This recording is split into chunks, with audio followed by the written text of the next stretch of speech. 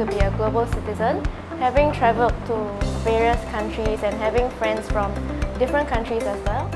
I think having a global mindset is to learn how to be connected to different parts of the world. And I think most importantly, you have to learn how to open your mind to different cultures and be open to different ways of thinking because the world is so vast, it's so huge. A global mindset means being quite tolerant and acceptive of different cultures. A lot of people come from different backgrounds, they have different traditions that they hold to, but at the end of the day, we can identify with each other in terms of the value systems that we have.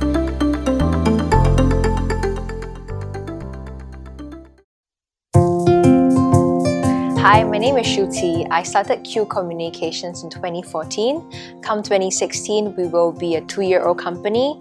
What we do is we specialize in branding and public relations for new financial services in Singapore. I was born and bred in Singapore. I pursued my A-levels in Singapore, and after that I went on to Melbourne, Australia to pursue my university degree. I think a lot of people know that Melbourne is a cosmopolitan city. It's a melting pot of different cultures. I think in my time there, as well as with my different interests, I've cultivated a global mindset, wanting to travel and identifying with a lot of different subcultures and lifestyle choices, and that has helped me made a lot of friends from different countries like Thailand, Israel, Africa, China, Australia, so on and so forth. I like to do a lot of yoga. I like to listen to rock music and independent music as well. And I think this helps me connect with the rest of the world because no matter who you are, you could be enjoying the same kind of interest in food, music. At the same time, I am quite receptive to different ways of thinking, so I think that constitutes a global mindset. At Q Communications, most of our clients are expats.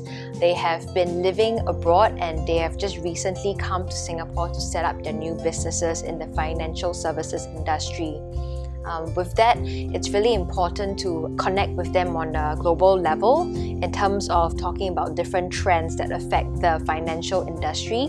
A lot of them came from like Switzerland, Japan, London, all these traditionally financial-driven cities. I think at Q Communications, we believe a lot in quality execution, and that resonates a lot with our clients, even though they come from different cultures. This global mindset is really important because it means having that flexibility and the adaptability to take in different perspectives regardless of your own culture and your own understanding.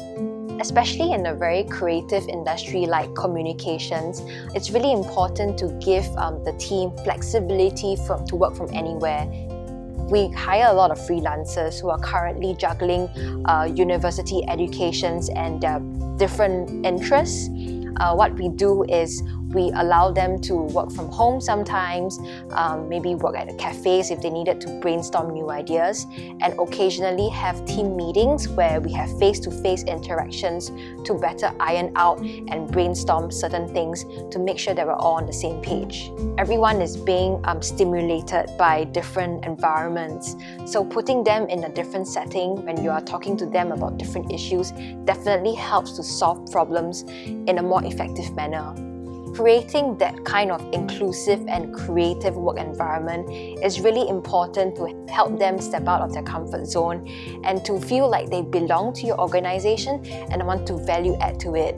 Gone are the days where people are chained to their desk from 9 a.m. to 5 p.m. To have a global mindset is really to just go out there, explore different cultures and experiences so that at the end of the day, they are able to connect the dots for our clients' issues and make up a very consistent and coherent brand story.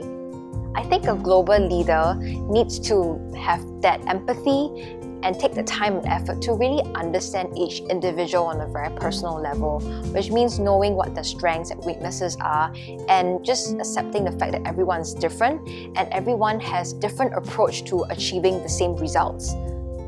we're moving towards a sharing economy, and a lot of times we're adapting digital technologies to move communications forward.